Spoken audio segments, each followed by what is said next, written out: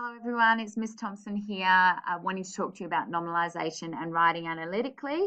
I do want to offer a disclaimer first up. I'm not an expert in this. My expertise is teaching Year 12 for a number of years and looking at lots and lots of drafts and moderating and marking and all of that kind of stuff, where I have pieced together, well, what's the commonality in an A, okay? What and those high Bs, what are those students doing right that maybe the students that are getting or the assignments that aren't getting those types of grades doing? What's the difference between the two? And I feel like it's not this isn't the whole thing, but I feel like a large chunk of this is being able to write in a nominalized way and writing analytically, what I see as writing in an analytical style. So that's why I want to do this video. This is the first part, and it's going to kind of talk to you about the nuts and bolts of nominalisation. And then I'm going to do another video that applies it to some other sentences that we might be looking at in class. All right. So basically, what is nominalisation? It is the act of locating verbs or verb groups. I've got this definition here in your writing and changing them to nouns or noun groups. To keep it simple, verbs and nouns, okay? And it's actually a really simple process once you get the hang of it.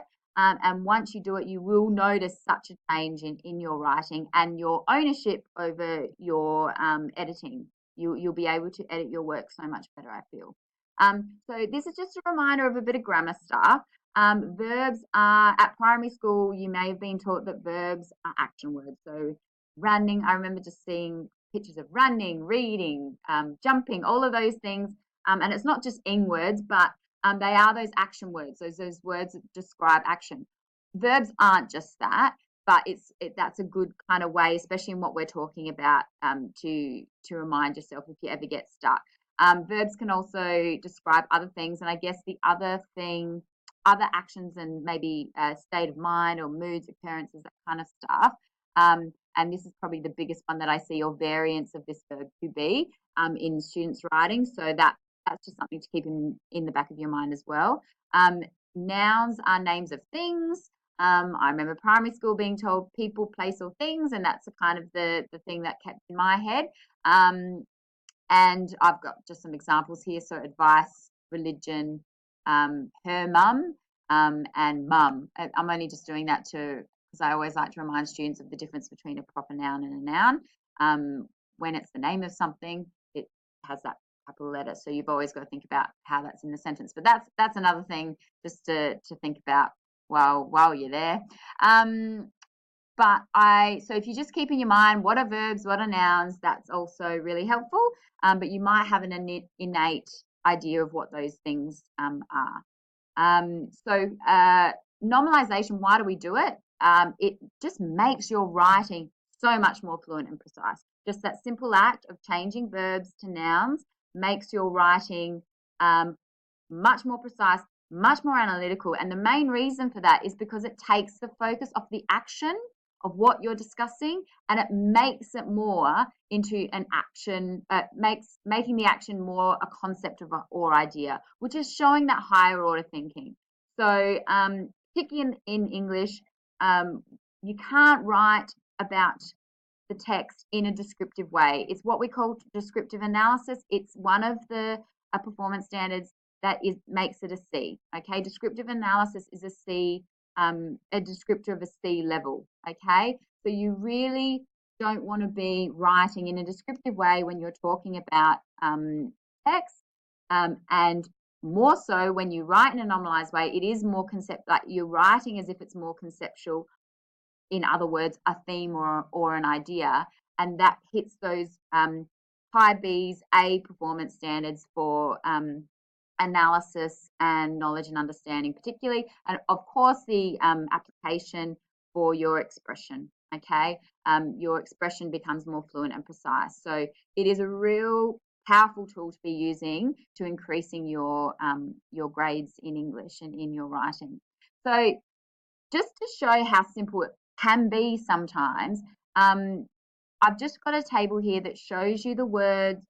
They're the same words, but one's written as a verb and one's written as a noun. Okay, so it sometimes can be this simple that you are locating the verbs and you're simply changing that word. Sometimes you have to change a sentence structure, but sometimes it is as easy as changing a word. So analyze becomes analysis, indicate becomes indication, restrict becomes restriction, sustain becomes sustainable, imply becomes implication. And I've just got a group here when Stacey is running and the marathon Stacey embarked upon. So turning those verbs into nouns. You may notice that when it is words like that, or when it is a phrase like this, the structure of the sentence changes. So running, I've changed to marathon, and that's become near the start of the sentence. The other dead giveaway of this stuff is when. If I'm seeing when, or what are the other things that when or is or was, there's some and being, those kind of words that I'm seeing, that I see in drafts, are usually dead giveaways to me that the writing is more descriptive, the analysis is more descriptive. Okay, so you want to try and avoid those words in your writing. Okay, so this is just an example. It's not an English example, but it is an example that is using the normalization process. So the example is we analysed the data from the experiment and it revealed that children react when they have too much sugar. Okay, the words in bold that I've highlighted, that I've made bold, are verbs that we need to then turn into nouns. So the verbs I've put here are analysed and react, and the noun versions of those words are analysis and reaction. So I've used those words in a sentence, then become as a normalized sentence. The analysis of the data revealed children's reaction to excessive sugar intake. So the sentence is shorter and is much more tightly expressed. Okay. So I do just want to say about English, I find that normalization is very effective, because I think I've said this already, but it's worth saying again. It takes away the description. So it allows you more to get those high grades, because you are instead, just by making this change, showing that you're discussing concepts and theme rather than action and plot. Action and plot, C, concepts and themes, B, A, usually B plus and above, depending on what else is going on in that assignment. Okay, so this is an example of an English example. So when Leo asks his daughters which of them loved him the most, he is clearly shown to be foolish. So I've just put, I just use this table when I'm doing it, but just to show you. But now that I do it all the time, I just do it in my head and play around with the words on the page. But I'm just using this table just to show you how it works. So the words that are verbs I've made in bold, and I've put them down this column because they're verbs, and this column is nouns. So I've had a go at trying to make the verbs into nouns. Sometimes it's really easy, like loves is love, and to be foolish is foolishness. And asks, I've put some question marks because I'm not sure which one I wanted to use. So I put question and request. With when, whenever you see when, I think I just said that before as well, when you say when, it is usually a good indicator that you're talking in a descriptive way. So you're writing descriptively. So I've just said, I don't need it, so I'm not going to do it. I've just got this third column here because I find it really useful that it's taking me back to what is it that I'm trying to get at in this sentence. And with essays, it's really good because you've got a topic sentence and an essay question guiding you as to what you're trying to say. So I often use this just to feel like I'm going, just to make it really clear that I'm getting to what I want to say. And what I want to say in this has something to do with the nature of the question. So that's why I've put odd and bizarre. And if you see here, I've had a go at trying to do that. So Lear's bizarre request to measure his daughter's love for him demonstrates his foolishness. So as you can see, I've removed the when. It doesn't sound like I'm retelling the plot. Ask has been turned into request, and then I've put that bizarre in front because then it adds an extra layer of analysis. And is has been replaced to demonstrate. If you I didn't put that in the table, but it's there. And I just had a go at trying to write it in that analytical structure I've been raving on about. So Shakespeare's portrayal of Lear's foolishness is revealing the measurement of his daughter's love. So I've kind of changed the structure of the sentence to reflect the structure of an essay question, which is technique and evidence, which we don't need here, and explanation. Okay, so that's just something to think about. I do want to provide a disclaimer. I think we're going to finish up here and I'll start the next part. But just a disclaimer is you can have too much of a good thing too. So I find in my experience, and this is just my experience, your teachers might say something differently. It's up to them. But I find nominalisation is predominantly effective when writing about characters and plot in your or the events in your text. Okay. You can nominalize the writer's craft. There's nothing wrong with doing that. And quite often it will work.